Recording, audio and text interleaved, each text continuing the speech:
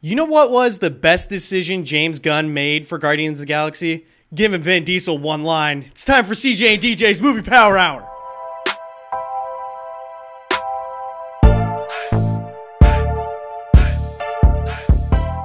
All right, this is CJ and DJ's Movie Power Hour, your one-stop shop to catch out new trailer breakdowns, movie reviews, all while having fun, playing some games, and we're also drinking a power hour. My name is CJ. I'm your host.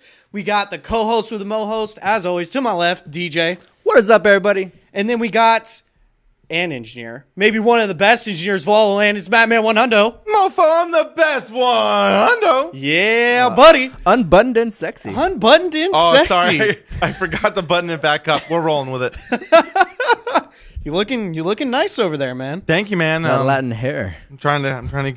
If you want this beard cut again, 818. No, I'm kidding. Yeah, let's try not to give your phone number out again, huh?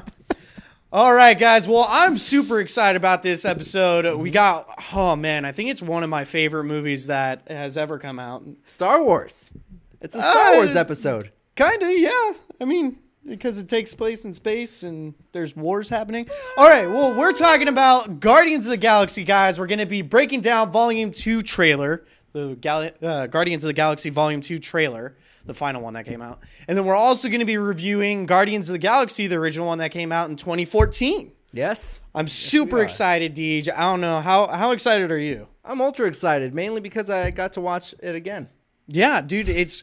like I was saying at the beginning, it's probably one of my favorite MCU titles that have come out. And it did exactly what all the MCU like first ones before the sequel, with the exception of Captain America, all the ones you're expecting to be kind of shitty. Yeah, it's pretty great. It was. Yeah, I think it was the one that caught everybody by surprise. Sure, yeah, absolutely. And it was just it blew me out of the water. Right. Yeah. We'll get to that in our final reviews. So we'll talk about it more a little bit later. We'll actually give a critical analysis of it later on in a scene-by-scene breakdown. But before we get into the Power Hour, Deej, we got all these cups in front of us. Go ahead and remind the viewers and listeners what's going on.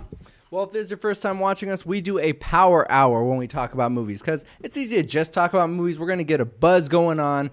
We take one shot of beer every minute for an hour. You're welcome to join us. Just make sure you're someplace safe and not working. Yes, not working. Or driving. Or driving. Yeah, it'd be a little hard to play while driving, though. Don't you think? Challenge accepted. No, I'm kidding. All Don't right. do that. Don't do that. It's Don't do really that. hard because if you try to set up all these cups and you're like your in side your car, arm, and then you're just like driving around. What if something comes in your way? It's just all over you. yeah, But then you might get a stain. Anyways, let's go ahead. I want to get into the Power Hour, man, yeah, because let's I just want to do that. talk about this movie, right? Yeah. We got lots to talk about. We're going to bring it all to you. Let's go ahead and Let's get started, man. get after it. Shit, that was a miss and still Woo. not bad. All I right. can't even drink yet. So we're getting ready. We're going to be breaking down the Guardians of the Galaxy Volume 2 trailer. Guardians of the Galaxy 2 comes out May 5th for all y'all, which would be the week that this comes out. Do you think right, we should our video? We should Cinco de Mayo it up when we watch it. Ooh, Maybe. I We'll want to see. actually remember it though. Yeah. Although I'll probably go see it a million times. Yeah. Anyways, we're going to be breaking it down for you guys. As always, we like to start out with a little bit of the cast. We'll go ahead and get through it, right? Mm-hmm. Of course, we got Peter Quill, who is Chris Pratt. Chris Pratt, he's Right. Hollywood's Playboy, right? Not Playboy, but Hollywood's star right now. Yeah, Still, I like think. Chris Pratt a lot. Yeah. I like him a lot. But So- he is Peter Quill / Star-Lord, for all you guys that might remember. We got Zoe Saldana coming back as Gamora. Mm-hmm. We got Dave Bautista coming as Drax. Yeah, I really like that guy too. Yeah, he was really good. I didn't even watch wrestling. We got I really like him. the return of Vin Diesel as Baby Groot. Yeah, really quick, I want to touch on. We were supposed to review Furious Fate of the F8 of that Furious. movie Furious. Yeah, so we didn't want to watch it. So that goes back to that We joke still you said. we still may catch out. Yeah. No, we still may throw out a review for you just guys, didn't really but feel yeah, like it. we're not very big fans of Vin Diesel around here. Although I guess he did fine because he had one line. Anyways, we got Bradley Cooper as Rocket. Yes, a big surprise for me too. Really good. Yeah. Michael Rooker as Yondu. Yondu, yes. He kind of broke out after Walking Dead, I thought. Yeah. Yeah, he's been in random things, I've noticed. Like, Yeah. every now and then you'll be watching, like, TV and you'll see him pop up and you're like, oh, hey, I recognize that guy. Yeah, and he's a lot more likable than when he was introduced Yeah, in the show. that's very true. Less slurs. We got Karen Gillan as Nebula. Yep. You know where she's from, my man. Where is she from? Doctor Who. Oh, yeah, that's right. She's Emily Pond. Yeah, I went through a That's Doctor right. Who I phase. remember you saying that.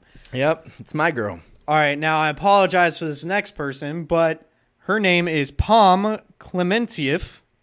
Clementieff? Yeah. That almost sounded a little Spanish, and then you ifed it. It's Quebecian. No. French. It's French. You know, French Canadian. French Canadians. She is playing Mantis. Mantis. Oh, is that the like that pink yellow Yeah. one? With the Yeah. Okay. antennas.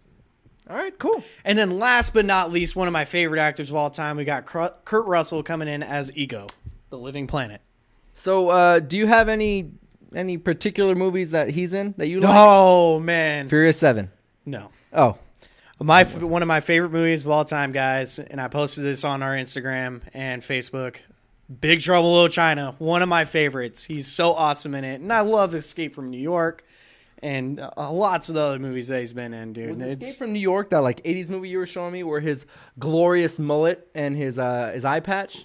Yep, that's it. Right there. He goes to save the president inside a prison. I didn't think I had a homosexual actor crush. My Dude, goodness. it's okay. That was- He's great.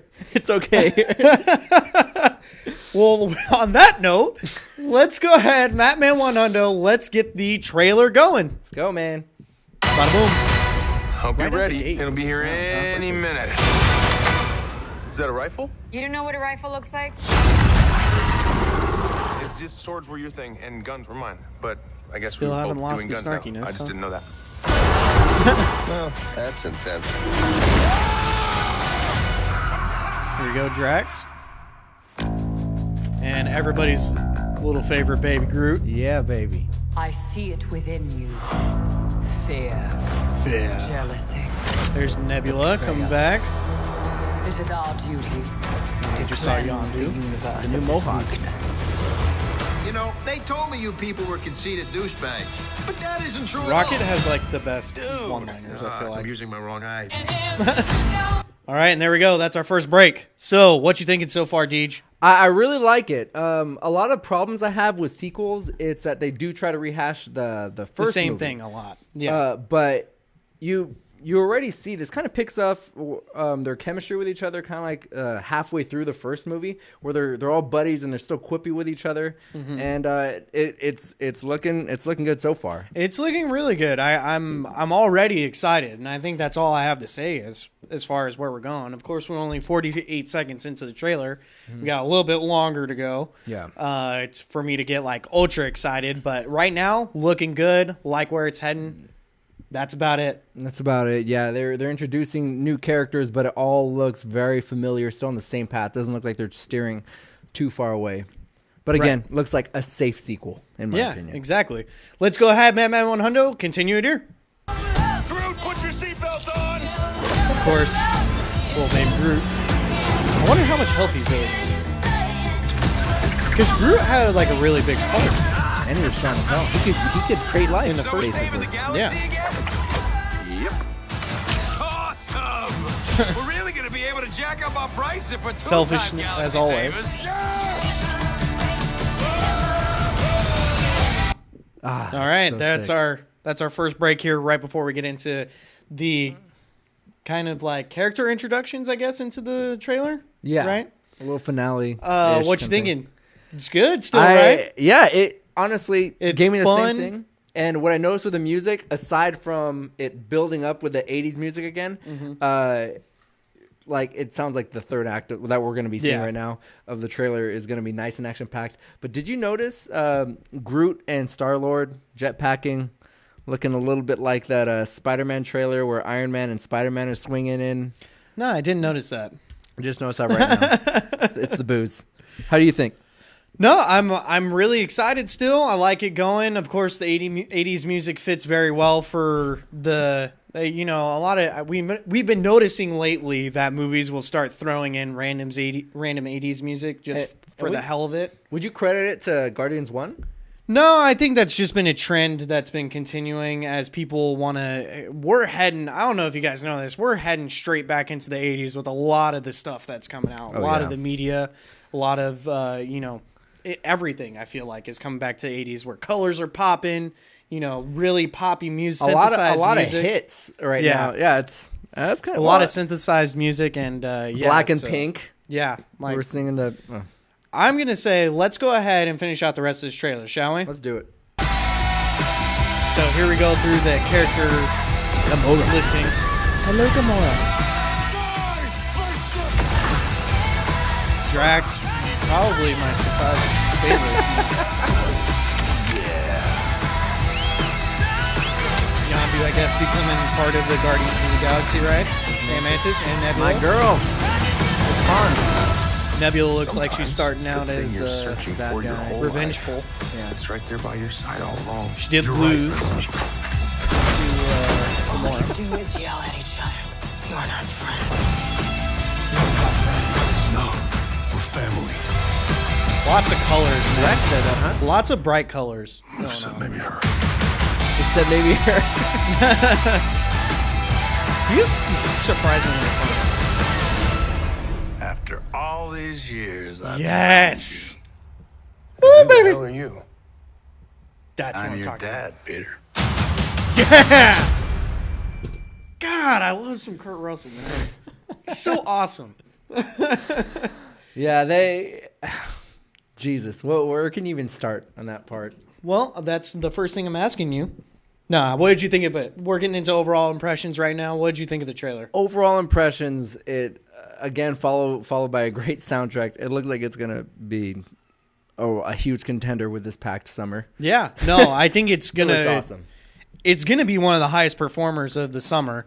It has that weird kind of like both genders would appeal to this, right? Yeah, this is more like trendy and hip of a movie Yeah. on its own. Right, like it's got the girl factor and it's got the dude factor. It's got the hipster factor because no one really reads Guardians of the Galaxy. That's true, So I have a feeling like it's going to appeal to a lot of different demographics, right?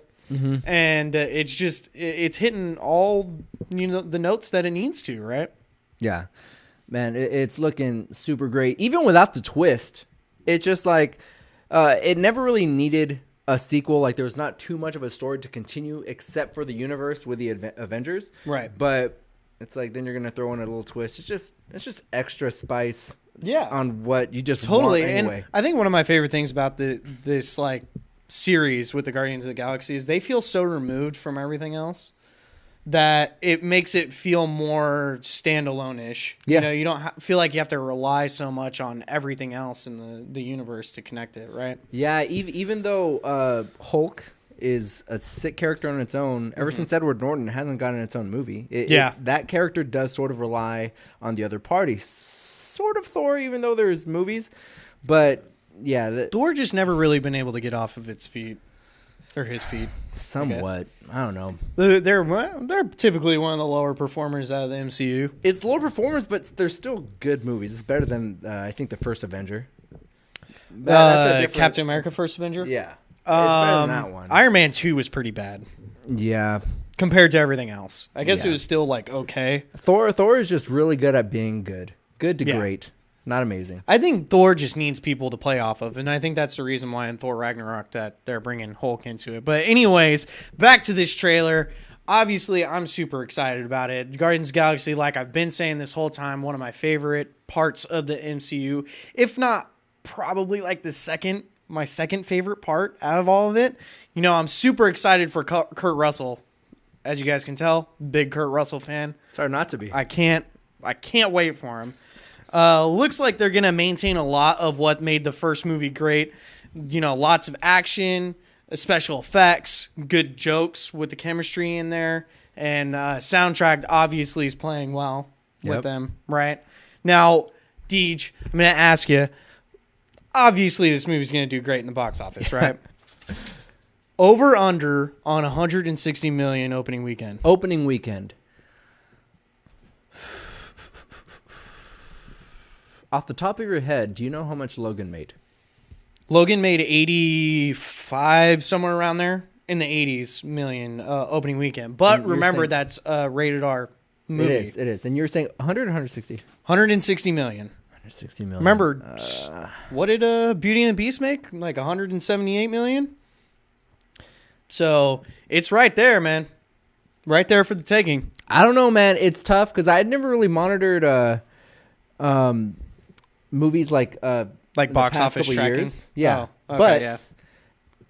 this year, even though I don't know how well Cinco de Mayo weekend performs, especially since in Southern California where we are. I don't think it's going to matter. No? No. People are not going to party instead? No, I don't think so. But that's such a small demographic of people who are going to be partying. It's just everybody I'm surrounded with. Yeah. And I'm Mexican. And I'm also, not very Mexican, which is probably why I celebrate Cinco de Mayo. But no, I might say under. Under? It's a big number. What if I said 150 million? Would you go over or under still? I'm going to say over 140. Over 140. Okay, well, I'm definitely taking over 150. I think I'm going to take over 160 million. All right. For this opening weekend. All right? All right. If I lose, I will drink an extra beer for our show. All right. I'm down for that. For the movie review show. No. Just 2 beers? The Power Hour. One extra beer for the Power Hour. If you lose, then you'll have to take another beer for the Power Hour. All right. Deal. You guys heard it here first. Well, one question I want to have you. So the next movie after that, I'm blanking on what it was. It wasn't Wonder Woman, right? The next comic book movie? Or the next movie or the following week. The following week. I think it was King Arthur was coming out the following week. Jesus Christ. Okay, so Wonder Woman's after that. No, and then Alien Covenant. Wonder Woman does not come out until June 2nd. I think that this might be number 1 for 3 weeks. Yeah. Yeah. I thought that was bold. No. Alien Covenant, I feel like is going to be a good movie. But again, I believe it's rated R. And it's a horror. I believe it. Horror movie, And the Alien movies are not necessarily on the best track. Right? So I just don't believe that people are going to want to go out for the movie. Mm-hmm. So I think it's going to be number 1 until Wonder Woman comes out. So in terms of where Ghost in the Shell came out. Oh, man. Where, that movie didn't do so well. That was a mind episode anyway. But it was also placed in a pretty bad situation on its own. I think it was that movie, or that or somewhere else. I think Guardians picked the best weekend to come out. They got so much breathing room. Yeah, definitely. To make millions and millions. Well, yeah, and then Spider-Man Homecoming comes out in July. Yeah, but that's in the center of July. I would almost go as far as to say that Spider-Man Homecoming is going to do better than this movie. Overall. Maybe That's even tough. more than opening weekend. I might have to defer on that. All right, well, anyways. Yeah, let's do some trivia. We're heading into, we got a little bit of trivia for you guys, just a little tiny bit. The sequel was announced a week before the release of the first movie at San Diego Comic-Con. So they were already confident that they were going to have a sequel before this movie came out.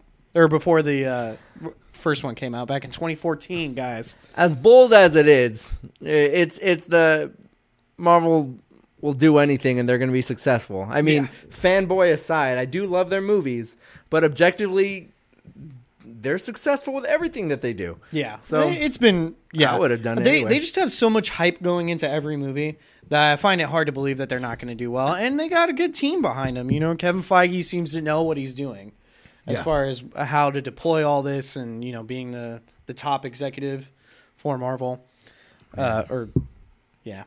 Jesus Anyways, Nazareth. this is not necessarily trivia, but more of news. James Gunn recently announced that he will be writing and directing Guardians of the Galaxy 3. Yeah. Oh, man, yeah, I'm pretty excited about it. I'm glad about it. Thirds in the trilogy don't necessarily work that well. We can talk about Chris Nolan and The Dark Knight Rises for his trilogy, and Edgar Wright for his Cornetto trilogy. At World's End was not very good. It wasn't. No, it was very good. I loved it. I didn't. It's not as good as the first two. No, but those two were kind of next level great. I mean, at first, Shaun of the Dead was by far it's one of my favorite movies. Definitely. But after I put on subtitles for Hot Fuzz. I'm like, this is so hilarious. I thought it was a little bit funnier than Shaun of the Dead, but overall, Shaun of the Dead was a better movie. I don't know. You can also bring up, like Star Wars. Jedi is the best. All right, no. Honestly, in terms of the prequels, you got to say the third one was the best. Yeah, one. Of course, but that's because it was coming to an end. Man. It was not knocked out of the park. I cannot believe how fast Anakin went to the dark side in that movie. Anyways, heading into the next point of trivia that I have, Star-Lord's father, Ego, like we're talking about, it's going to be Kurt Russell. Yes. He is a living planet in this movie. What? Yeah, he's a living planet. I can't give you much more information than that because I was just as confused as you are. Oh, is that all you have? Yep. Okay. And then the last point that I'm going to bring it up here, unlike the last film, Vin Diesel, your favorite actor. Yeah. my eighth Adam Sandler. In addition to doing the voice acting, he's also going to be doing the motion capture for Baby Groot.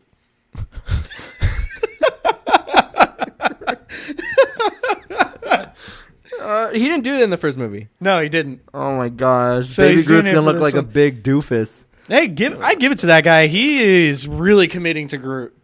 Like, he is really committed. And I got some more trivia points for when we're doing the Guardians of the Galaxy 2014 review.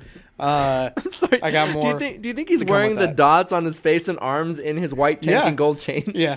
Oh, yeah. He's got that gold chain on for sure. I'm surprised it won't be on Groot. Do you think Baby Groot's gonna be like? do the look over his shoulder? Yeah, like he always does, because his back is the only prominent feature of his body. Not that I'm really studying Vin Diesel, but all right. Sorry. We're wasting out. That was our trailer breakdown of Guardians of the Galaxy Volume 2. We got a little off track there a little bit, but we are going to be taking our first break, which I don't know if you guys remember, but it's the first P break wrap with the Matman 100. 100. We're going to be pausing it up right here. Deej, go ahead and hit the pause button for me, please. So, at this time, we take our break. DJ and I are going to take our last shot of before the break. And then Matt is going to rap to random stuff. And hopefully it's about what we've been talking about. Yes. Well, I haven't had a lot of time to write the lyrics down, so we're going to shoot from the hip here. All right, let's do it. Here we go. We're going to shoot from the hip. All right, go pee, guys. Yeah, it's 100. It's your boy with that shirt off. I'll give you the number in a little bit, girl. Here we go. Yeah. Look, girl, if you need a man, I can be your guardian to the end. If you need a friend, I will no way be platonic. Ask your homie Jen. No, I'm not gonna get in it. All I'm gonna do is sing about it when I'm in it. DJ is in it like swimwear. I'm in there like, I don't even know. You a hoe, JK. I love you though. When I'm drunk and I'll call you at 2 a.m., I'll tell you, hey girl, you're my best friend, JK. I don't mean it. I'm just drunk off my ass. I'm fiending for the P word. I can't say the other word, it's offensive. I'm on the fence with my feelings. I don't even know if I'm agreeing with my feelings. And I'm gonna throw it back? Bitch, I just had a snack attack. Yeah. All right, that was the P break wrap with the Matman 100. Woo! 100. There we go. Sorry, I'm winded. What P word are you craving for, Matt? Panera. Are we gonna dog it? No. Are we gonna dog it? We're not dogging it. Prairie? No, we gotta put the doggy thing over my mouth. No, if we're I not say doing it. the puppy bark. Oh, well, then I ain't gonna say it, Poinsettia. bro. All right. Bro, it's offensive We'll leave it there. to then. women. Okay, well Puppies. that was more where I was going with. I wasn't sure if you were talking about the male appendage or if you were talking about woman. Yeah, when I become president, this is gonna show up. So I'm gonna leave it there. Yeah. Penises are offensive. All right, well Matman 100 seems to think that he's going to become president one day. We're Solely gonna, from raps, dude. We're going to 2034. head back into the 2034. Power Hour. Let's go ahead and let's just get straight back into it, shall we? We're going to be go. reviewing Guardians of the Galaxy 2014. Let's head into it. 5 and play. Boom. All right. So, like I've been saying, we're reviewing Guardians of the Galaxy 2014 is when it came out. One of my favorite MCU movies, so you guys might be able to guess where my rating is going to head into. But before we get into our scene-by-scene breakdown, our review, critique, everything like that, DJ made a poster for us. Is that right? I sure did, my friend. Go ahead. Mr. Host. Let them know what the poster is. All right, well, this poster, obviously, is of the Guardians of the Galaxy. So, what I decided to go for, if you guys couldn't tell, is more of a game style. When I was kind of making it, this is what you're going to see, more of a stream of consciousness version of like design. There is not very much symbolism besides it being in space, and this is the ultimate baddie. That's Thanos up there. But I wanted to make it more of a game character or game style because with all of the 80s references and like listening to all the music and really trying to get some of the 80s cheese, for some reason my head directed towards like old 80s movie posters and then 80s movies games. You know what I was saying, stream of consciousness? I think that's what's going on in this review too. Basically, I just wanted to make something nice and fun and cool, 80s and cheesy, and that's what we have here. Bright and cheesy. And that's what I have here. Two things I wanted to point out. I decided to add my girl, Amy Pond. What was her actual name? Karen Gillan? Karen Gillan. Nebula. And Nebula. Even though she's not a good guy until like the next movie. And She eventually does become a Guardian of the Galaxy, though. Oh, like in the comics? No, I don't know. Yeah, me neither. Who does? I'm just thinking that she is in the movie. So yeah, I mean the trailers go on, and it's rated Marvel, rated CJ and DJ's Movie Power Hour. Oh yeah, That's all I have there. woo! All right, so Go ahead and check these out on our Facebook and our Instagram. yeah, dude, we have them all up there available for you guys to see. You guys can always check them out on the Facebook, Instagram. Check us out at Movie Brewhouse Productions. We also put them on Twitter for everybody to see, which is Movie Brewhouse. Anyways, let's head into it, Deej. Of course, before we get into the C by C breakdown, we got to talk a little bit about the cast. All right, now, who do we got? We mentioned a lot of people already. I'm not going to worry about those people. Okay. All right. Chris Pratt obviously is in there. Zoe Saldana, Dave Bautista, Vin Diesel, Bradley Cooper, Michael Rooker, Karen Gillan. Now we're heading into people that you may or weren't actually going to be in the next movie. All right? Mm-hmm. So we got Lee Pace as Ronan the Accuser. Lee Pace, who is he from? Because he had a funny face when he turned to his side. He has been in a few things. Uh-huh. I'm going to name things that you're probably not going to know. One, he's in the series Halt and Catch Fire, which is actually a show that Mattman and I have watched together. Hondo. He is one of the main characters in that. He's also in this movie that I really like. Guardians. No, not that one, but that's not the one I was going to mention. All right. You guys should check it out sometime. It's called The Fall. And it's a real... He's probably the only big actor in it. But it's about a story who follows a kid, and he's one of the main characters in it. And it's like bright, lots of colors. The director took him to all these different locations. There's 6 different locations that they took him to around the world to film this movie. And it's a great piece of storytelling. I tell everybody to check it out. Okay. Maybe I'll check it out. Is he more of an older guy? I have it on Blu-ray. Oh, hey. Actually. Nice. No, he's probably in his late 30s, if I had to guess. That's old. It's not that old. Come on, man. We're still in our 20s. Yeah, that's true. Yeah, we got a ways to go. Anyways, we got John C. Reilly in this movie. Yeah, we do. As Corbin Day. Or as I like to call him, the MVP of King Kong. Yeah. And then we got Benicio del Toro as the Collector. Yeah. Right? One of do you like him a lot? I think I've He's a good actor. only I feel seen like. a few of his movies, but I like him a lot. I do. He is a good actor. He was in Sicario He has a really good face. recently. He was in Sicario. I have not seen Sicario. He was also in Is that what Snatch. I think her name is Emily Blunt? Sicario? Yes, I think so. So we'll see. But Um, Snatch? He was in Snatch. Oh, He was killed. Okay. He's finger reference. I can't think of his name. I It's hard. It gets hard with the alcohol on there. He was also in The Usual Suspects, where he also dies. Damn. Okay. Well, I'm blank. Yeah, he keeps dying in these movies. I don't know if you noticed. He didn't die in Guardians though. He didn't. Not yet. He did meet somebody though. Yeah. I'll shoot that theory later. All right. So that was about everybody that I wanted to bring in. Of course, there's Glenn Close as Nova Prime, the Wait, which one's commissioner. Nova Prime? The lady with the. I the got hair. ya. Way ahead of you, man. She was Cruella DeVille in one of those live-action 101 Dalmatians. Woo! Yep. I'm back, guys. I'm back. got it. Don't worry. All right.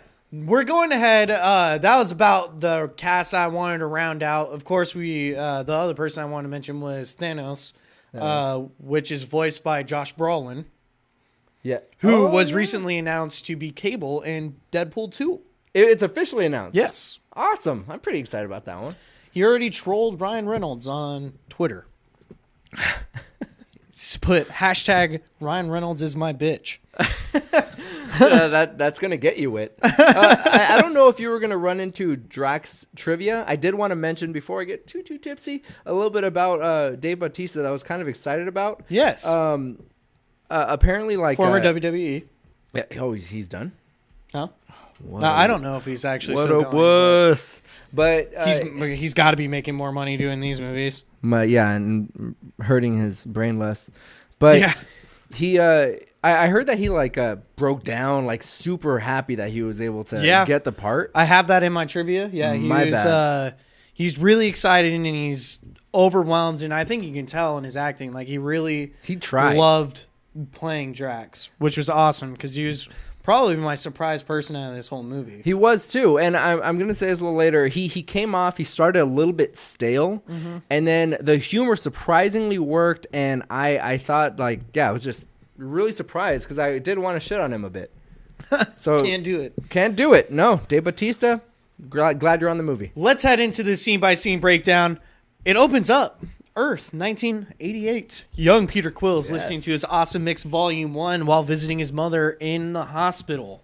She is dying. We also get told that the father is absent, which is what Guardians of the Galaxy Volume 2 is supposed to address.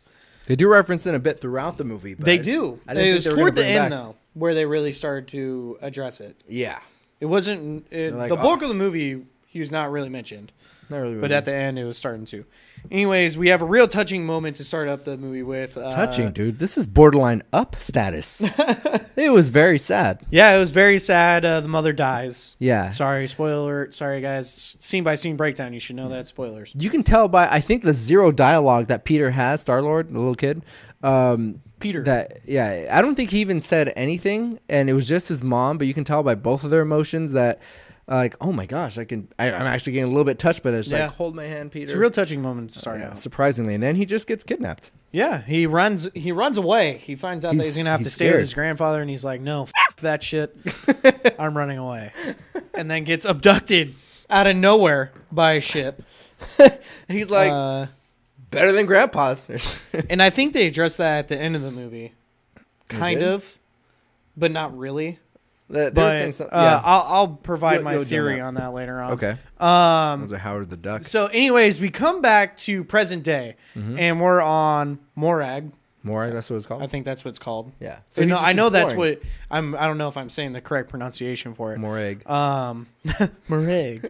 It's a soft A. We're on that planet. We see a now present day Peter Quill, or Star-Lord, as he likes to call himself, going and capturing an orb in sort of like this temple, right? Yeah, this little Raiders of the Lost And, Ark. Yeah, he has to fight some aliens, and Korath the Pursuer. I don't know if you knew that's who that was. I don't know, it's pursuer. That's Yeah. kind of it's a They're nice pretty- sounding word, but it's they're pretty lame. on the nose about what they do. Like The their Destroyer. occupation. Their occupation is pretty forward. Wasn't Ronan the The accuser. Yeah, the tattletale? he's like a lawyer. That's It's like the prosecutor for their. why no one likes him. I know. Anyways, we get through this pretty cool action sequence, right? And with him escaping at the end. And throughout this whole scene, we see a lot of poppy music going on. Yeah. Chris Pratt is definitely killing it in this role, just from the beginning. Immediately. He's like totally invested in it. He's having a lot of fun with it, and you can really tell in the movie. And when he was exploring the planet, he puts on his little Walkman, still listening to Volume 1. Yep. And it's a sudden mood change.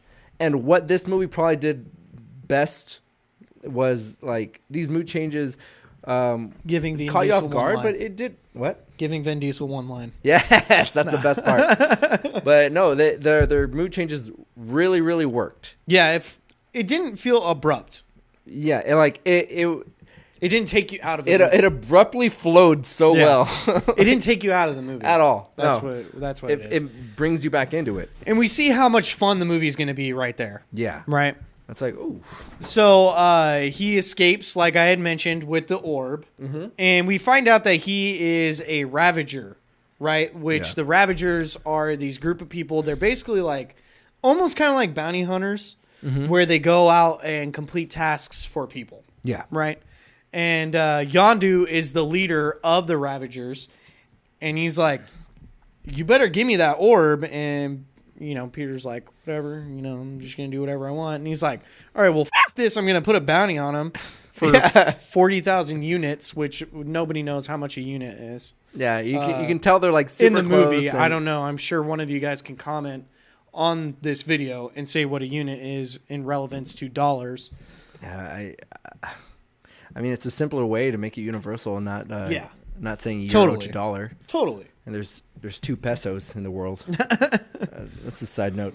So after that whole sequence, we cut to the Dark Aster, which is the Kree ship, and it holds Ronan the Accuser. Yeah, that's we where get we introduce introduced to him, and he kills some dude right in the beginning to Yeah. let you know that he's the bad guy. Yeah, he's the Which, baddie. I'm going to say right now, the villain was not very good in this movie. Shocker. A Marvel villain? Not good. Yeah, no, it's weird, right? He wasn't Loki, right? No? No, Okay. it wasn't Loki. Yeah, and the introduction, yeah, there was music. There was his deep voice that was kind of distorted too. It's kind of just to let you know he's the bad guy. He had like black shit on his face too. Yeah.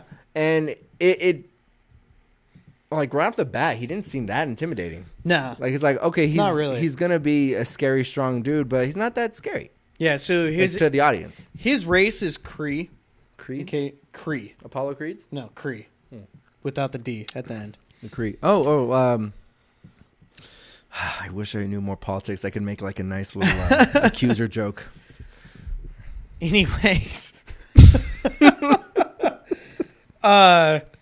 He is working with Thanos, right? Who's going to be the big baddie in all this. This whole cinematic universe is going to come to an end. Right. Or not an end, but at least he's the big overarching villain that's been going across all of the movies and is basically what connects this movie to the rest of the MCU because the rest of it has nothing to do with the rest of the MCU. No. other I like than that. Thanos and the Infinity Stone, right? Mm-hmm. Which we'll talk about And it later. wasn't even the same one, so Right. it was good there. And we also get introduced to his 2 daughters, which are Gamora, his stepdaughter, Gamora and Nebula. and Nebula, which I don't think they addressed if she was his actual daughter or not. But I don't they're even both- know if he actually referenced her as his daughter. She said that she was his daughter, and he's all, my favorite daughter for Yeah. Gamora. So Later she on. could just be saying it. He really does not care about Nebula. Maybe it's 'cause she and has- that gives she's her bald. the motivation to do later Hate what we're going to be Gamora. talking about. They're both assassins, right?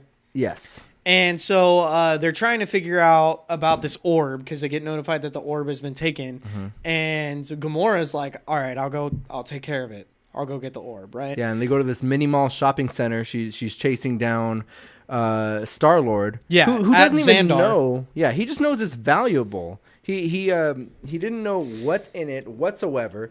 And meanwhile, in that same area, we meet Rocket and Groot. Right. Just Who are ta- bounty hunters. Yeah, and they're talking shit about everybody, just like scanning them and like, all right, let's see if anybody's worth anything. And they spot And they spot Star-Lord With a heavy bounty on his has head. $40,000 or 40,000 units, Mm-hmm. I should say.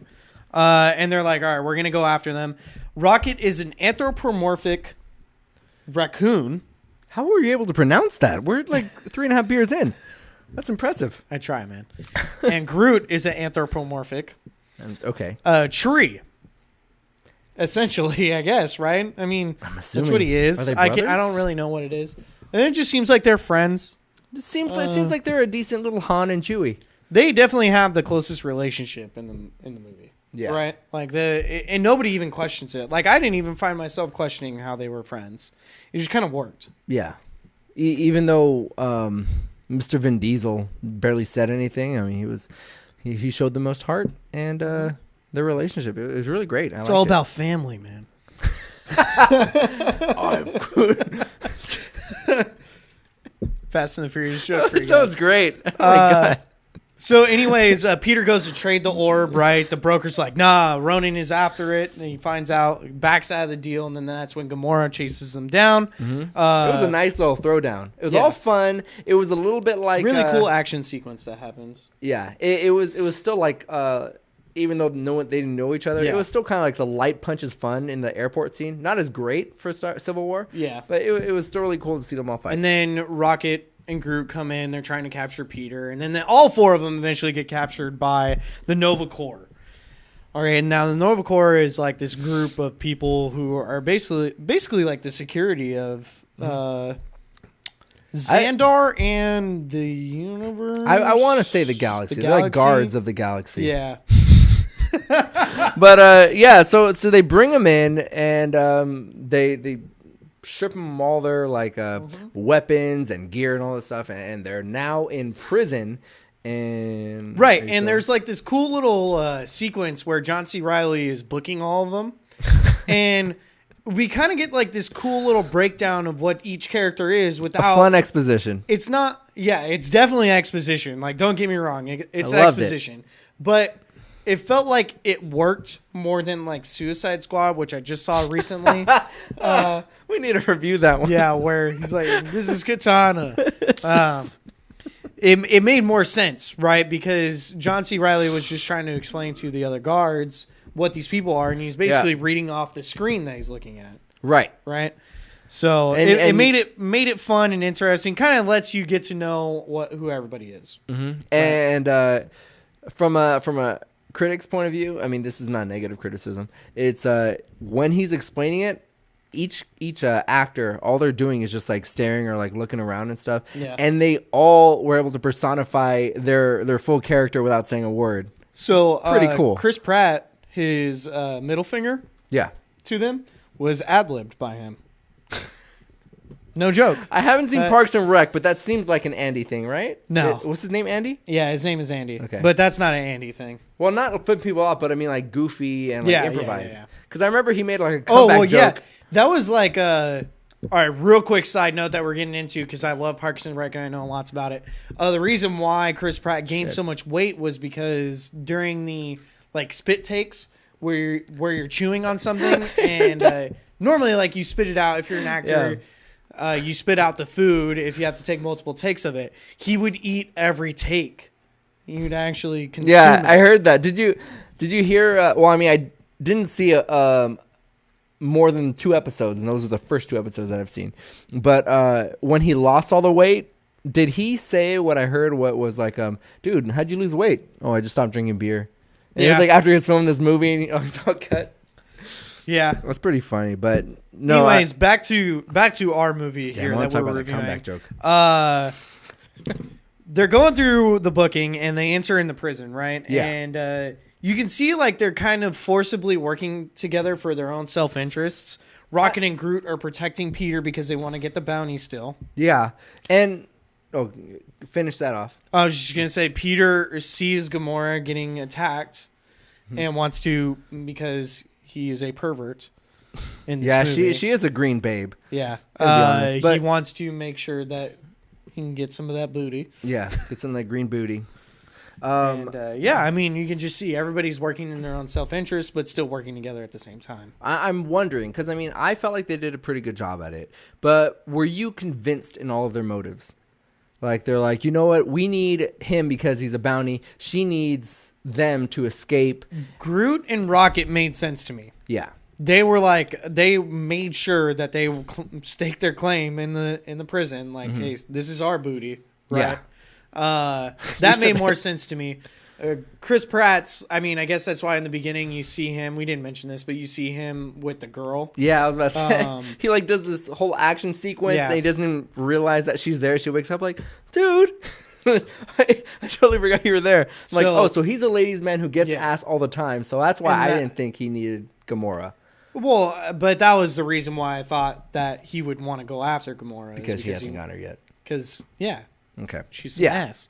ass. Anyways, we get introduced to Drax the Destroyer, whose wife was killed by Ronan and wanted to kill Gamora, but Peter comes in and convinces him to let her go so that way he can kill Ronan, right? Yeah, and this is the start of exactly what I was saying, and it was pretty cool. It's back to back. He was holding Gamora like by the neck, talking shit to her or whatever, like very stale. I'm like, oh great. And then Peter comes in. And I forgot what he said. It wasn't like the stick up your butt, but it was something weird. And then The gist of it was that he uses an expression. Oh, he Yeah. goes like this, like, why would I want to rub my Drax finger on is his not face? very good with like metaphors and expressions or anything like that. And I felt like the way Dave Bautista held it, I mean, I don't think it was that much of an accident because it was pretty good. It was really funny. And each time they did it, I thought like I was expecting something and it still was funnier than what I was expecting. So Drax, he was great. So Super great. they all kind of band together to escape this place. Rocket mentions at one point that he's escaped 22 prisons. times. I don't know if it was 22 prisons. I think it was 22 times. We could check it later. I thought it was prisons. Anyways, That'd be more impressive. yeah, wouldn't it? He's escaped that many times, and he comes up with a plan. Obviously, the plan never goes right. I don't know how many times I've actually seen a movie, and they're like, "Hey, we got this plan," and the plan doesn't go right. They have to improvise. Eventually, they do escape, and we also find out that Gamora has a buyer for the orb, And it's going to be a shit ton of money. 4 billion units. So we have all their motives. Gamora, she wants to get the orb because she knows what's in it. She wants to get it away from Thanos because he could destroy like the galaxy universe or whatever. No, she's just trying to get out of her father's rule. Oh, right. Yeah. Sorry. But like later on, she says, don't give it to him. She builds that character arc. And then Groot and Rocket, they're like, dude, we can make some money. And Peter, he says, yeah, we can make the money, but you know, he's still left with some ass. You know? Right. So now And Drax- everybody. Well, yeah, Drax is the only one that doesn't really care about. He the just money. wants revenge on Ronan. He wants to kill Right. Ronan and Thanos. But you see this team forming at Yeah. this point, right? Loosely team, but still a team nonetheless. Loosely. We cut to, or they're on the ship, they're traveling, whatever. You see some more jokes happening. Ronan and his crew get to the prison, obviously too late, and they're like, all right, well, we need to go find them. It's basically just like that. It's basically just to catch you up on all the other subplots that are happening. The Ravagers find out. They're trying to track down the orb. They run into that buyer that Peter was trying to go to on Xandar. This was at Nowhere? Are we there right now? Almost there. Almost there. Yeah. This was the scene literally like right before we get to Nowhere. So now we get to Nowhere, which is the celestial being's head. Yeah. Oh, great. You knew exactly what it was. And they're harvesting it. It's a mining site. They harvest the essence. Something like that. They harvest all the parts, like parts, brain tissue, like the skull, everything that they can get. They kind of explain what it was for, but it still is like a little murky as far as what they actually need from it. And I told you I was going to mention this. I know you were probably cringing when I said it, but this did remind me of Coruscant from Star Wars. Yeah, that didn't really make sense to me because it was like an alien city and it was a space city. You saw at the beginning of Attack of the Clones, probably the best Star Wars movie you got, and this is where they kind of go down to the bottom of the city where it's kind of like dingy and futuristic, but it's mainly alien, even though it's a long time ago, a galaxy far, far away. But the reason I liked how they put Nowhere was it reminded me a little bit of that dinginess kind of place, but all the technology, the designs of the aliens, it seemed stereotypically unique because like, oh, that's an alien, that's what aliens are gonna look like and sound like, but I haven't really seen models like that in other movies, and I really appreciated it. It was really cool. I can't remember the last time I saw an unfamiliar setting in a movie where I'm like still like super interested. I'm like, wow, this is all really cool because we're kind of desensitized when it comes to of course, like alien settings. So like I got to give that city some props. That was one of my favorite settings. Running through some plot points here. They get to the collector, which is the buyer that Gamora has, and they can't go in yet, so we see a lot of character building. We see a lot of relationships forming, at least with Peter and Gamora. We see more vulnerability of the characters. Yeah, with Rocket when he's explaining his insecurities. And obviously when Drax is sad about his wife and he calls up Ronan. See that segue I did? Yeah. Calls up Ronan and says, "Hey, fool, what's up?" Yeah. I'm here. I'm He's here. Like drunk with right? his blue liquid. Now, while that's happening, they go into the collector's place, right, which is Benicio del Toro. Yeah, and man. they open up the orb. The orb has this stone in it. It's called the Power Stone. Mm-hmm. And essentially is just like, it's one of the Infinity Stones and it's supposed to be this all-powerful thing, right? Yeah, no weak being can really be able to handle it raw, you know? You need And that is seen by one of his slaves that come up and grabs the Power Stone and she basically blows up. Yeah, they brought her in like she has a bad relationship with the collector because she's like his slave. Well, yeah, honestly, she's a slave. she's a slave, but it's just like She says, "I will not be your slave anymore." Yeah, but it's just like that was put in it just to show you how scary that stone is. We better not have any of the main characters touch it. That's what it was kind of telling you to do. So everybody freaks out about the power of the stone, right? Yeah. And they're all trying to figure out how to get rid of it. Ronan and his crew show up, and Drax challenges him while Nebula goes after the rest of the crew to get the orb back. They hop into some ships. They fly around. There's this cool little airship chase battle action sequence. Ronan and Drax fighting. He loses. Drax gets his dick They both kicked in. lose, actually. And Ronan and crew are able to retrieve the stone, or the orb with the stone in it. And this is the point where we start to see a lot of character moments as far as Peter is concerned. Peter, they shoot down Gamora's ship, and Peter goes to try to save her. The only way that he knows how to do that, because the ships can't go out that far, out into space in the atmosphere. He puts in his cool mask. He puts on his cool mask. He goes out there and tells Yondu where to pick him up, the coordinates. And so they come in, they pick up him and Gamora, while the rest of the crew, Drax, Rocket, and Groot, are still left on the planet. And eventually they decide to go rescue him. After a couple and bickering. Groot gives Drax life. I think Drax was dead or something. Yeah, like stabs him. I'm like, dude, Groot is full of surprises, Mr. Diesel. That's why I was asking how much use is he really going to be in the next movie. Yeah, I mean, that little thing can't have too much life. Yeah, well, it can't be as good as the regular Groot. Yeah. Anyways, but it was really cool because when Drax was revived, he was kind of realizing like, yeah, you know, you guys are my family. Stuff. Him and Rocket really made that touching scene. So, anyways, they go through Ronan. We cut back to Ronan. Now that he's got the stone, he's like, "F you, Thanos. I'm keeping the stone. I'm going to destroy you and Xandar." He's got this real hard on for Xandar. Yeah, he does. And basically says like, "Hey, I'm on my own. I'll destroy you and Xandar. I don't need your help."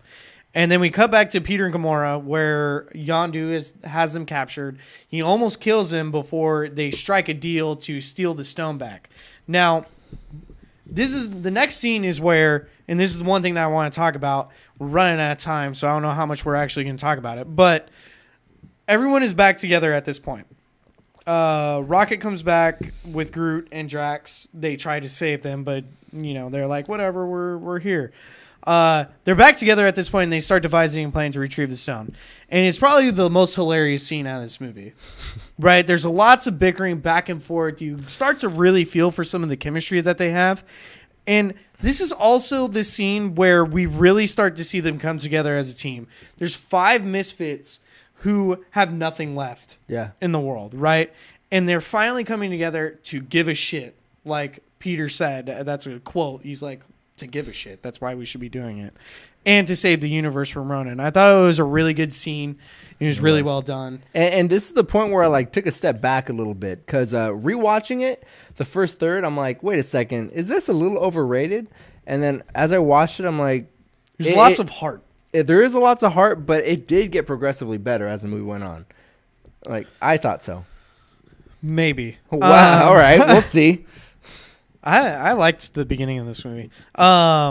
Now, after that, montage cues up, right? We got the montage of them devising the plan, getting together, all walking together in a row in slow-mo that we all need when it's Armageddon, this team-up baby. thing, and other miscellaneous montagey stuff. The Nova Corps gets a call from Peter and learns that Ronan is on the way to destroy Xandar and accepts their help. And then we're at the climax of the movie, right? We got dogfighting battle. Guardians are they're all dogfighting with each other in the airships.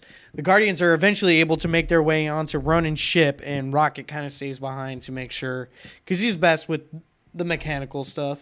He stays back to make sure like the citizens are he's good like and everything like that. Ludacris's purpose is just to hack machines. That's it. Sorry.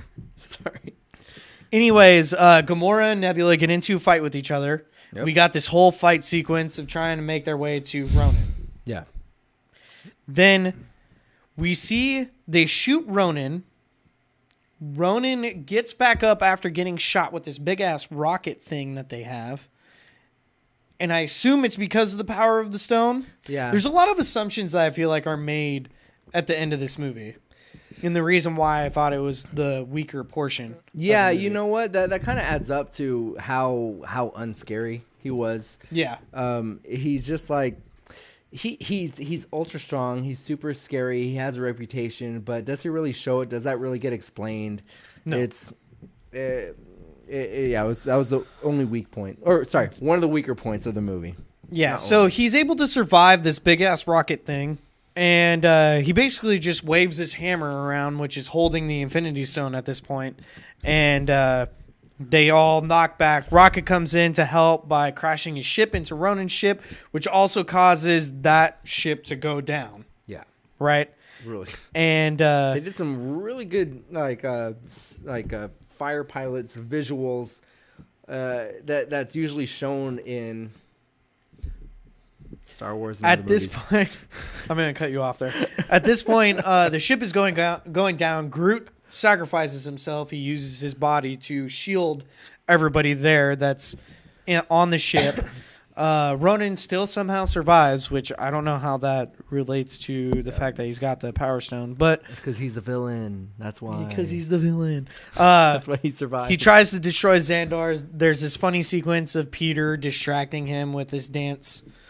And It was excellent hip movement. Yeah, and then they shoot the weapon again, which actually destroys the hammer. So the stone falls out. Peter is able to grab it. We see his body start to decay from holding the stone, and then all the other Guardians, all three, I guess that's left, grab him, The touching moment. and it seems to disperse the power of the stone. It does. I'm wondering if it has anything to do Because with you see his body start to decompose. Yeah, but I'm wondering if I know they explained it a little bit later in the movie, but I'm wondering if it has to be Vaguely. Yeah, I'm wondering if it has to do with like that interstellar bullshit where it's like love. It's love, Murph. Yeah, It's love, Murph. because it shows the four of their bond, and then it flashbacks to his mom that wanted to hold his hand. And it's just like, oh, I guess it's the love and heart of the family. So they're all holding on to the stone, and they're able to destroy Ronan with the power of the stone. They just kind of shoot it at him. I don't know if you noticed that part. Yeah. And then they put the stone into an orb, and then Yondu's like, hey, I need this orb back. Peter tricks Yondu, gives him the wrong orb. They give the correct orb to the Nova Corps. We learn that Peter is half human and half something ancient. Yeah, And, that they've never seen before. That's what allowed him to hold the stone. I'd like to argue not. It's called love, Murph. Murph. The Guardians leave together as a crew on the ship. The movie ends with the statement of the Guardians of the Galaxy will return. And a special side note, Groot survives. Just has to grow up again. And he dances, Yeah. He does some dance. which is All cute, right, which is review. fun. Let's get into it. This was a fun, action-packed movie with surprising amount of heart. That's as black and white as you can say it. That's boring to say it, but gosh darn, it was great. Each monkey, like Batista and Diesel. Wow, that's All right, that's mean. all right. I'm not a wrestler. That's not a Vin good way to Diesel's enter not it. a wrestler. We bash on Vin Vin Diesel Diesel. a lot. I heard people call him like a monkey or whatever. That's just because he's really hulking Well, and he doesn't have a and lot of personality. Not very personality or acting chops. Batista, he's usually just a buff, like stoic kind of person, but he did great. I don't know what else he's been in besides this. That's honestly a good assumption to make. If he hasn't been in anything else besides this, that makes it that much more impressive. And I liked him in this. No, I know I'm saying I didn't expect much from Vin Diesel. I expected nothing from Batista. And even though it was only a one-liner from Vin Diesel, both of them were my favorite of the 5. Yeah. Wait, who are you? Who are your favorites? Who are my favorites, huh? Yeah. My favorites, Chris Pratt, definitely I feel like stole the whole thing. He's definitely the standout in this movie, right? Drax is really surprisingly good. Probably my surprise performance out of this movie. You would expect him to not do very well at all, just because what else have you seen him in, right? Like, this is the only thing that I know that he's been in. I'm sure he's got other acting cred. Obviously, you got to act to be in the WWE because it's all fake anyways. Yeah, you know what, touche. Scratch that. He's been WWE. That's the most convincing thing. His jokes and comedic timing are pretty well, actually. Very surprisingly well. Bradley Cooper did some great voice acting. I couldn't recognize him, and for the longest time. Really, that I felt the same thing. Like his voice acting was so good that he kind of got lost. It felt like he was so into the role and brash. That you just weren't even thinking about it, right? I mean, Yeah. Bradley Cooper plays. Well, he was in Wedding Crashers where he kind of played brash, but he was more of a douche brash. I mean, people are thinking Limitless, where Limitless was kind of, a little bit stoic, surprised, happy-go-lucky guy. Yeah. Silver Linings Playbook, obviously a romantic movie. So, yeah, you could see his versatility in acting through his voice. Great job, Bradley. Yeah. But I thought it was really good. And then those were probably my 3 favorites. Mm-hmm. Gamora, she did well, but she didn't provide enough for me to be like... She wasn't as dynamic as the other ones. And then I don't like Vin Diesel. Yeah. I did like Groot. I mean, yeah, the character on its own. And again, I have a little bit of trivia that would surprise you, and that's why I tell him, like, all right, dude, I give you like a little bit of a clap there because you really committed to this role, but I still don't like you. Before the alcohol bites me, I just wanted to give my rundown of all 5. I did think that Rocket was brash. I was surprised about the acting, the voice acting, and I give a great thumbs up. Same thing with Drax. I was blown away with just 'cause I expected so little, and he was a very likable character, even though he was kind of dumb as a rock in the movie. Good amount of heart. Groot, great. I said it too many times already. I think the way that they used Groot and had him, I mean, obviously this comes up to the CGI people at this point, but how they had him interact with people and everything, I thought that worked. I can't credit Vin Diesel for that performance. I'm not. I'm just gonna say you were credited for the role, so I'll just give you that thumbs up. But yeah, the team around everybody on Groot, good job. For Star-Lord and Gamora, Peter, he was good, but I did expect exactly that from him. Mm-hmm. So both he does kind of play the same person. Never does, really. Yeah. It's not a bad thing. That's why he's Hollywood sweetheart right now. But him and Gamora, it's kind of like Ryan Reynolds. Right? Yes. The fact that I expected that from Peter, from Pratt, it deterred me away from the dynamic of his character. So I liked all 5 of them perfectly, but the people that stood out were the the all right, give me your review. Not sexy ones. Oh, no trivia? Review no, first? What's going to be your... what did you think of the movie? Did you like it? Did you not like it? I loved it. I thought it was super great, and I want to see it a 3rd time. Okay. What's the rating that you got for it? A beer and a half. I'm going to give it 8.5 out of 10. I only need a beer and a half to think this is the most amazing movie ever. It was great. No, it was really good. Like I said, probably one of my favorites. I guess I'm up, huh? Yeah, you're up. I talked a lot about the characters. The characters are fun, and entertaining in their own ways. I really feel like this was an ensemble movie and was one of the best parts out of the movie, in my opinion, was how well the characters worked together. It was probably one of my favorites. Action sequences and special effects are obviously great. Like, I don't know how you can get much better than what they brought to that movie. Yeah. You know, even like some of the dumb, of course, this happens with everybody, but like the dumb sequences where you see like Gamora jump across to like 60 feet onto the next platform. Like, that still didn't even take me out of the movie as much as it does in other movies when they try to do those impossible feats and they have to fill it in with CGI. Since we've been doing this kind of stuff, it's been harder and harder to like take ourselves away from looking for the CGI flaws, you know? So that's saying a lot when we're saying it didn't take us out of the movie. In case you guys are following here, we're finishing up our power hour. We're going to save the last shot until the very end. We got lots to talk about this movie because it's one of our favorites. So we're going to go ahead and keep going, right? Anyways, I thought the special effects were really good. The CGI, you know, people that when they have to fill in, I felt like didn't really distract you that much. Of course, you're able to point it out, but I feel like it's probably going to be another 10 years before they can actually perfect something like that. That's solid. So, yeah, I'd agree. Especially with how special effects are going nowadays. All right. Ronan the Accuser. Oh, I didn't even mention him. That's how bad he was. Was pretty disappointing. I remember watching this movie the first time and being like, oh man, yeah, Ronan was pretty cool. Like, he was one of the better villains, I thought. I watched this. This is probably like the fourth time I've seen this. Man, he really doesn't do anything in this movie. No.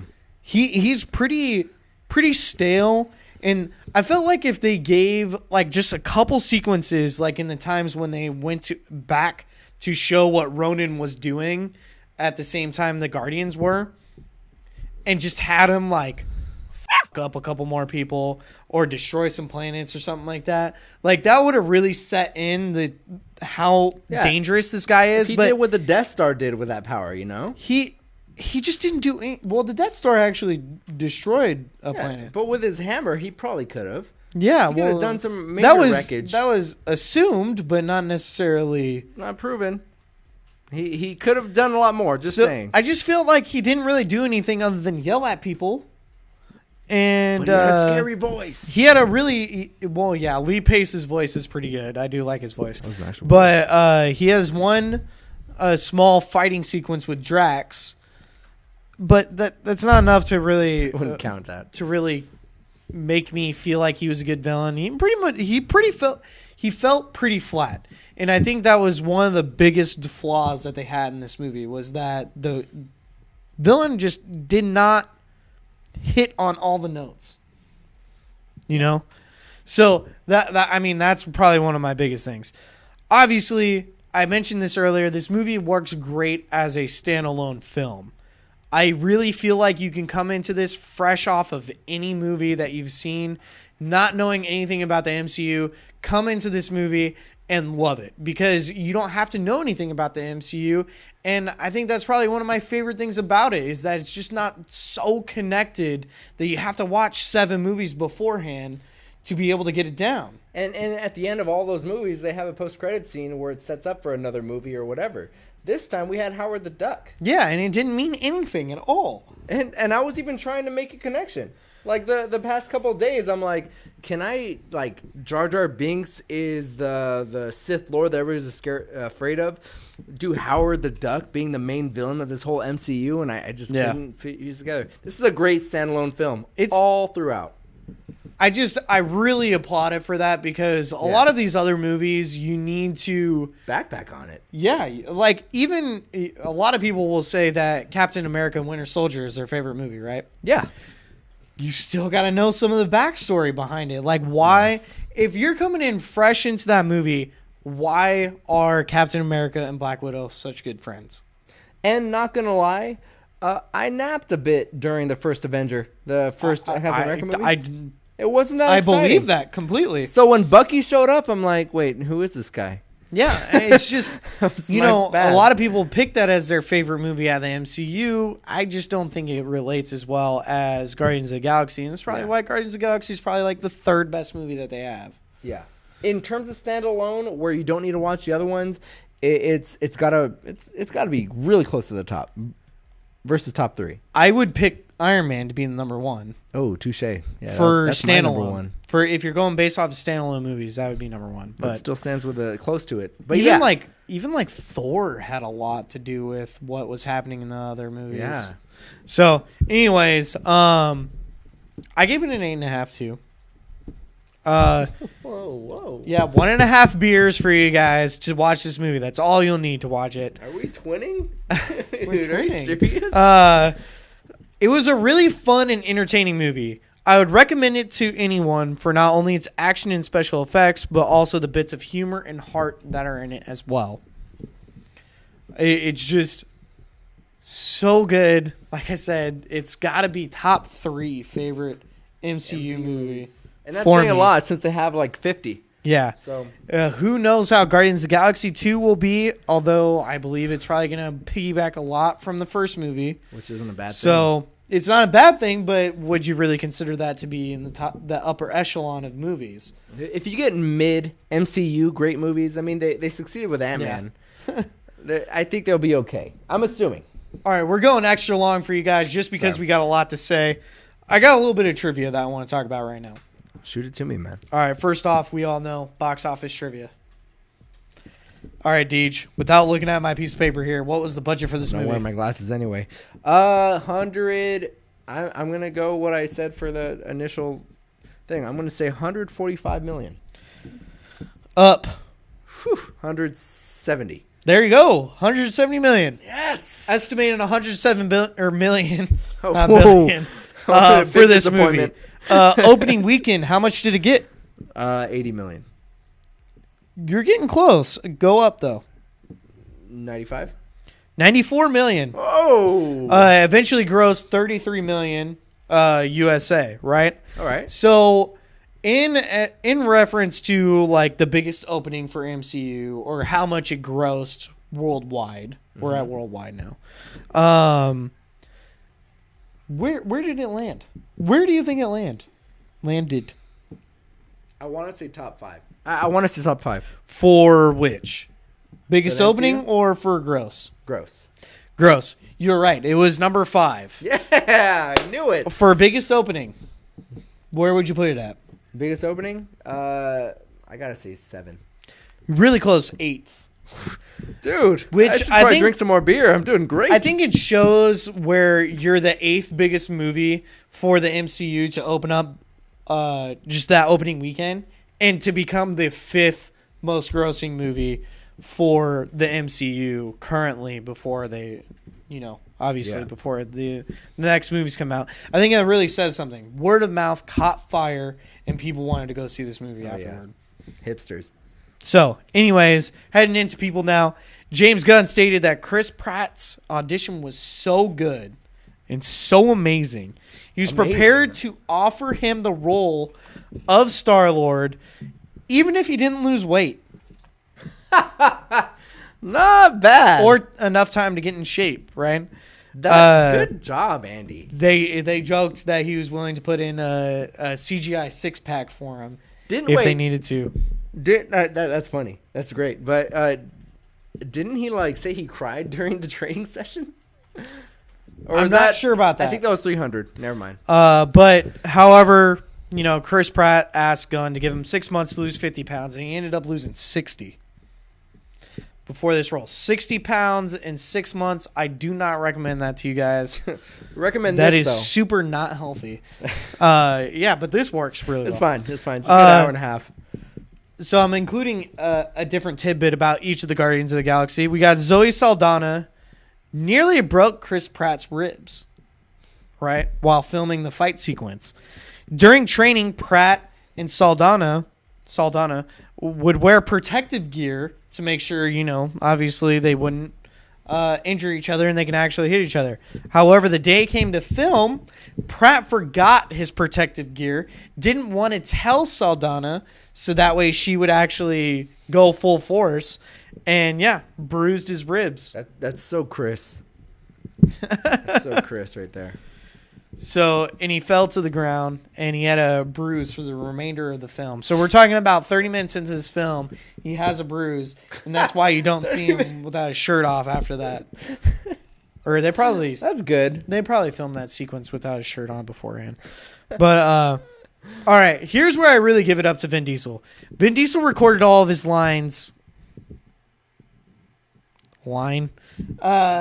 In several different languages: Russian, Mandarin, Spanish, Portuguese, German, and French, so that they could use his real voice when they opened up internationally. Okay. I might see Furious 8. And according to Vin Diesel, he recorded Groot's line, "I am Groot," 1,000 times. That's pretty crazy, right? Yeah. That's where I said, I was like, all right, I give it up to you, Vin Diesel. You committed super hard to it, and you know what? That's probably why you keep getting involved in shit. I'll blame the beers, but I had more beers apologizing for saying you're a monkey. Great job. Next up, we got Bradley Cooper. He told Howard Stern that he was paid more for voicing Rocket in this movie than starring in Silver Linings Playbook and The Hangover combined. Which tells you how much money the MCU has.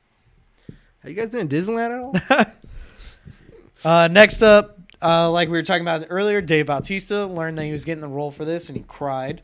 Yeah. Because he was so happy that he got it, and I felt like it really showed in it. Yeah, he worked hard. The soundtrack album, we got 3 more, guys. The soundtrack album, Awesome Mix Volume 1, reached number 1 on the U.S. Billboard Top 100. Or 200, sorry. 200 chart. And it was the first film soundtrack ever to reach number 1 without recording a original song. Oh, Or dang. an original song. It was Not also bad. nominated for 2015 Grammy Awards for Best Soundtrack.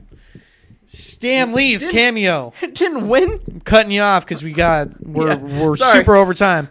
Stan Lee's cameo was originally going to feature him as one of the collector's boxed figurines, trophies. Wait, where was he? He was in Xandar during the first time. I can't remember exactly, okay. but he was giving Groot the I middle remember. finger I in remember. this. But Disney executives didn't like this and had James Gunn change it to Stan Lee being an alien Casanova, which is what I was talking about on Xandar. And then last but not least, the first of non-Avengers Marvel property developed by Walt Disney Pictures. Wow. There you go. I actually really cared about that one. All right, Mattman 100, give it to me. How bad are we doing? On time. What do you mean by bad? On I've been time. asleep for the last. No, I'm kidding. It's about an hour and 15. It looks like. Okay, so we went a little bit over for you guys. Not too bad. Not the worst. We've not the worst for sure. DJ and I are going to take this last shot, To do that pee break. and we're going to head into the pee break wrap. Let me go ahead and take this, and then I'll explain it to you guys. The pee break wrap number 2, presented by the Mattman 100. 100. All right. He's going to be taking it from here. He's going to he's going to rap. We're going to go pee. We'll be right back to play some games. All right, kids. See ya. Here we go. All right, you got the 100 now. Let me situate these headphones here. I got the one button going, so you know what's going on right here. Okay, here we go. Yeah. A brain's got a shit. Baby Groot's gonna shit on his dick. Little Dicky is the best rapper in the West. That I will admit. 100 is a diverse man. I like girls from every race. When I am with you, I can't feel my face. Don't get mistaken, it's because I got maced. Bring it back, I am now running every other day. From my problems that won't go away. I got a baby mama saying it's mine. Bitch! DNA or I won't pay. Back to the movie. How do you know if you're a good actor? What is the main factor? Looking at the script and all you have is one line? Bro, that's probably a bad sign. Sure, your character is really kind. Bro, bring it back. Sure, your character is really kind. It doesn't matter when it's a game time. Green whore, can I have your number? What I would like to give you my 2x4 lumber. Sure, we can have a slumber. When I not go for my fingers in the rear. I don't even know what I'm saying there. But I will not go for fingers in the rear. Do not even go near. All right, we gotta bring it back. That was really messed up. That was not good. Okay, let's bring it back to this line right here. Here we go. Yeah. 100. 100 is a diverse man. I like girls from every race. When I am with you, I can't feel my face. Don't get mistaken, it's because I got maced. I am running every other day from all my problems that won't go away. I got a baby mama that's saying it's mine. Bitch! DNA or I won't pay. How do you know if you're a good actor? Hey, what is the main factor? Looking at the script and all you have is one line? Bro, that's a bad sign. All right, so that was the P break rap with the Madman 100. Tell you what, man. Yeah, we had a little bit of a stuttering part, but we cleaned it up. We're good. Yeah, no problem, man. I appreciate you holding it down while DJ and I have to go pee. You know what? I should have peed on that first pee break. I think I injured my bladder. Did you? I may or I may not definitely have. pulled a hammy while handling that. Anyways, You guys are a mess. right after the P break rap with the Madman 100. 100, that's me. We like to play a little bit of a game just to test our trivia knowledge after we've had 6 beers, and also we have another beer while we're playing. Yeah, just a small one, though. Just a small one. We like to test to see how well we can do, and obviously to give you guys a little bit more fun as you've been listening to our show this entire time or watching. Yeah. Madman 100, what kind of game are we playing today? Well, today is the CJ and DJ's Movie Power trivia game, okay? Woo-wee! Trivia game. Regular All right. trivia for you guys this time instead of one of our other games that we have. All right, we got 4 rounds going on here, and then a tiebreaker round if it gets to that point. Do you want me to explain the rounds right now?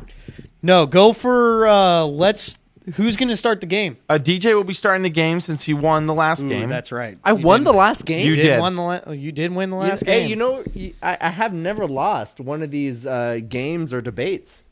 So, yeah, you know what? I forgot about that. All right. Cheers. Bring it. Moving on. That is not true. With a classical PBR right there.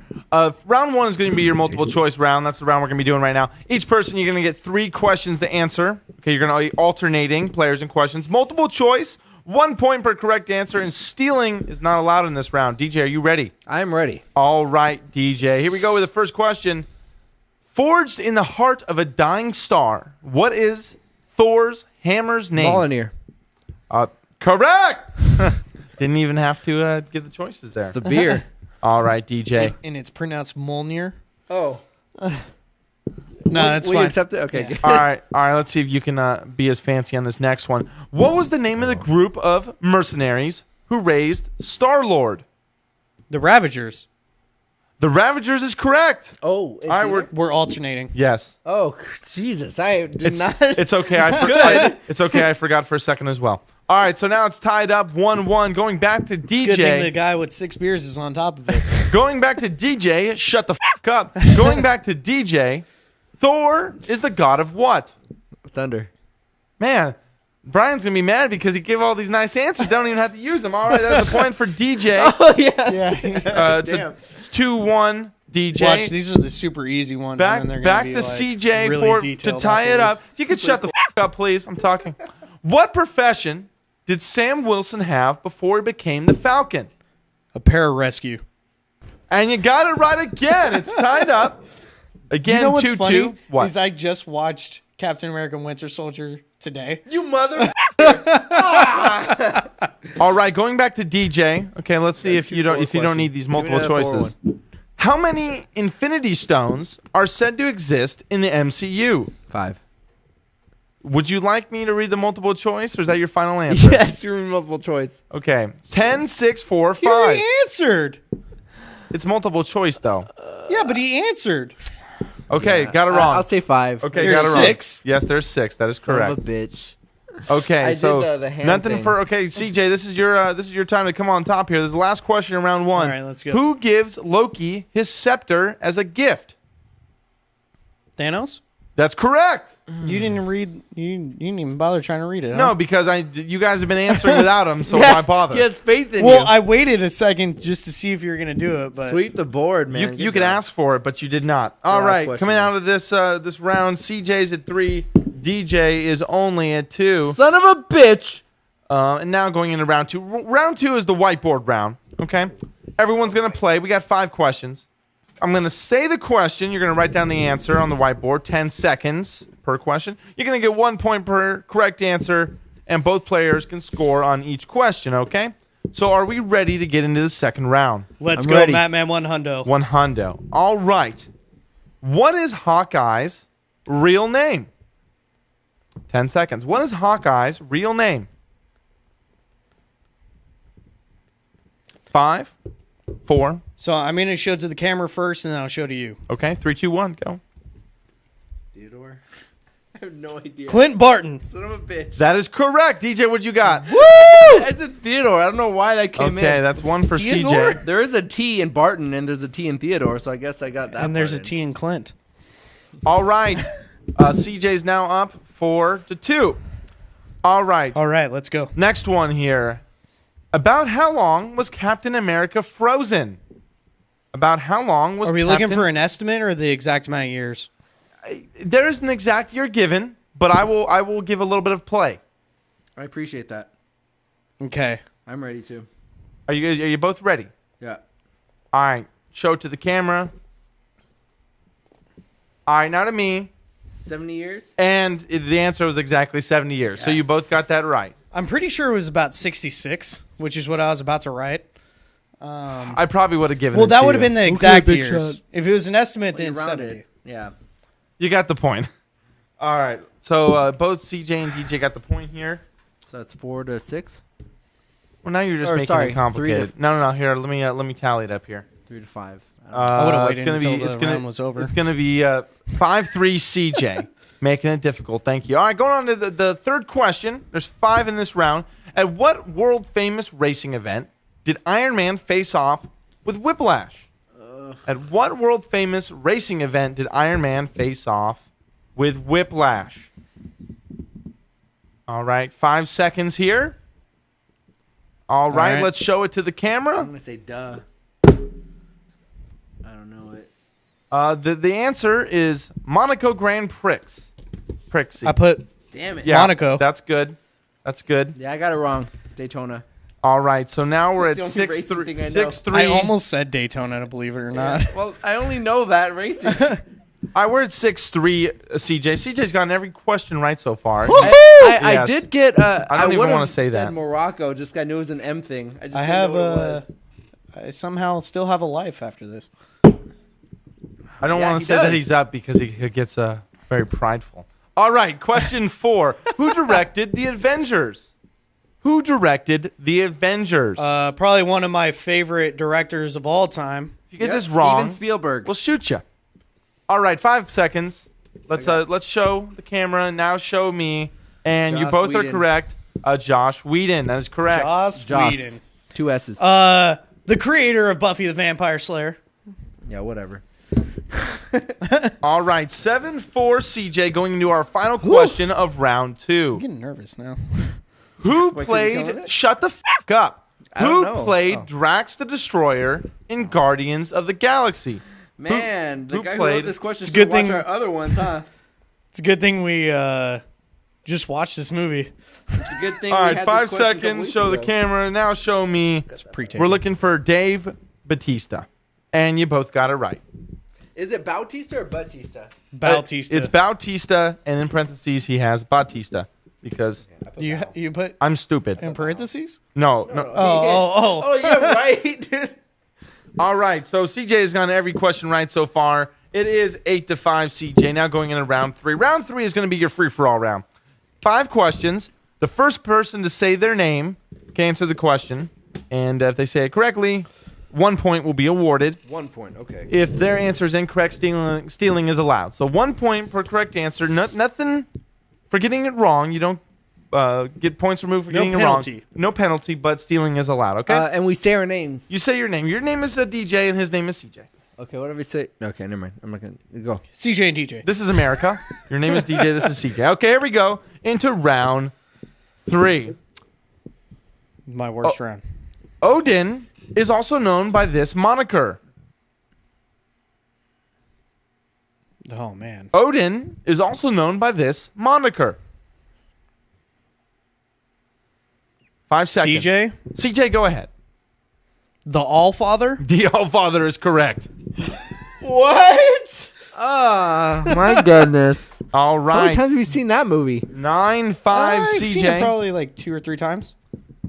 Going on to question 2 in round 3. No, the good Here we one's go. gonna Here we be go. Thor: The Dark World. What is Captain America's shield made out of? CJ. CJ. Yeah. Vibranium. Yeah, that is correct. Son of a bitch. I remember this question from when we had our X-Men episode. Yeah. I kept getting vibranium confused with Adamantium, right? Yeah, adamantium. All right, CJ's gotten every question right so far. Damn, We're dude. going into question 3 of round 3. And here we go.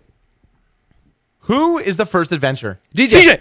Captain DJ. America. DJ. Yeah, that is correct. Just for fun, do you know the real name? Steve Rogers. That is correct. Okay. Just for fun. Just for fun. It's written on here. CJ has not answered every question correct now. Oh, what? I had the answer though. Yeah, you did. And, But you didn't get the answered one of my opportunity. questions. All right, it's now 10-6. CJ, going into question 4, round 3. Here we go. Who played the role of Lieutenant Colonel James Rodney Rhodes in the first Iron Man? CJ. Terrence go. Howard.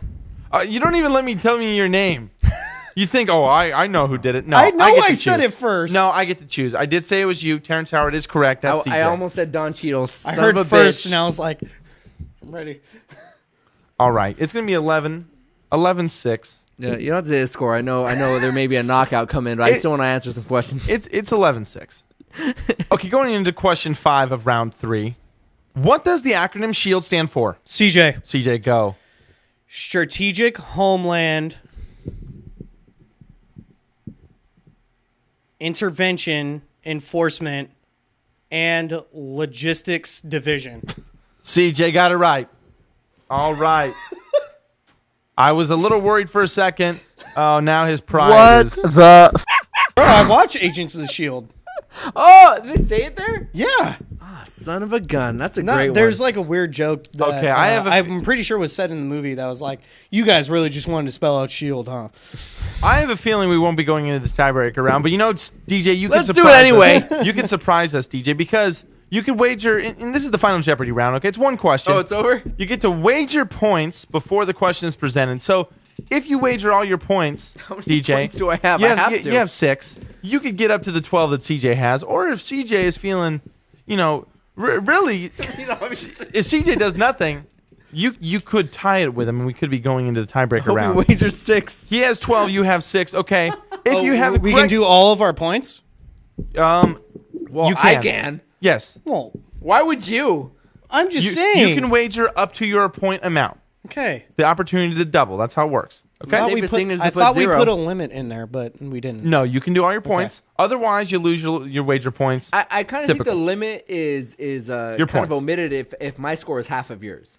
You know? You can do all 12. I would not advise it. That's stupid. But you I'd can say do all I should Should 12. we do show our 20. wager points first? Yeah. You should. Camera. Okay. Put them down. Put them down. Put it 20 on yours really quick. Okay, here we go. Are all or you nothing. guys ready? Yeah. This may be interesting. All right, here we go. Which actor? Man, I should probably try to find a hard one here. Dude, Okay. I think we know more than you. I know, but That was- okay. that was here's- good. You said that. How can you determine which one's hard? Because I look at the answers, I'm like, they'd probably know that. Here we go. What is the Winter Soldier's real name? What is the Winter Soldier's real name? Can I do mine first, just so I can get a? Are you close ready? score? Okay, DJ Bucky, motherfucker Barnes. and CJ. All right. What are the odds? Yeah, I didn't get blown out. All right. That leaves CJ at 13, DJ at 12. Oh, Wait, it was so close. I wagered 9. More points than you had, huh? And everything else is upside. Not you got the question wrong because it's not shmush.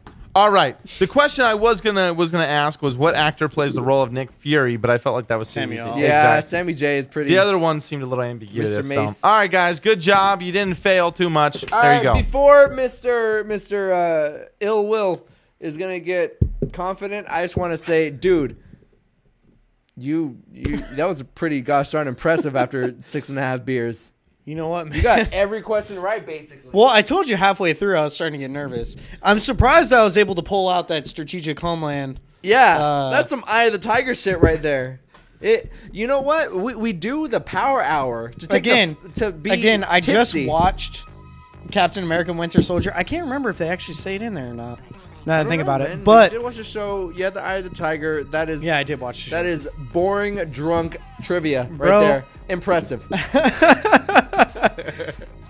All right, well, you guys saw it here. I just won the trivia game. By only 1 point. By only 1 point. All 13 of those points. My name is CJ. We got the co-host with most, DJ. What's up, everybody? Who lost? Yeah, Skins. Of course. It's all right. You won when we played X-Men. This is the first game I've ever lost, and you know I'm going to take it like a champ. Wait, no. You're great. I won a debate. Yeah, hey, Casey, I don't know what you're talking about. We got some guy who claims he's the best engineer of all the land, but is he really? I'm the best. Don't even question. What's your name, man? I'll turn your mics off. I don't care. 100. Yeah, there we go. I love it. Be confident. Say you're the best in all of the land. I'm right? the best. Call me 818. No, stop. All right. So, just a few plugs to put in there. We'd like to thank Mo Benga with 3 G's for 3 Times the Gangster for providing the beats for our show, and Matt Man's rap. We really appreciate it, man. Hope to have you on the show one day. I'd also like to give producer cred to our friend B-Man Treeman. Thanks for helping us out with that. And you guys should check us out next time because we're talking about a little bit of a fan favorite. We talked about it a little bit on the show already. We're going to be covering Alien Covenant. We're going to be breaking down the trailer. We're going to be reviewing Alien, the original 1979 movie, which, man, that was such a good movie. If you guys just want to know a little bit of what I have to say about it. Thanks for sticking around, guys. I know it was a little bit longer of an episode, but we had lots to talk about. I love talking to you guys. You guys can check us out on our Facebook at Movie Brewhouse Productions. You can check us out on our Instagram at the same thing, at Movie Brewhouse Productions. You can check us out on Twitter at Movie Brewhouse. We want you guys to be involved. Click like, click subscribe. If you want to see more of these videos, you got to do it, right? Yeah, you got to check out the rest of our videos. You can see most of our posters. And we also have a couple other shows where we review movies in theaters that just came out and Netflix.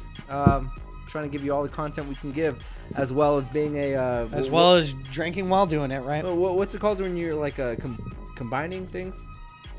A sommelier. Somalian. We're gonna be oh jeez. We're your beer and movie sommeliers, guys. So go ahead and check us out soon. We are CJ and DJ's Movie Power Hour. We're gonna go ahead and sign off.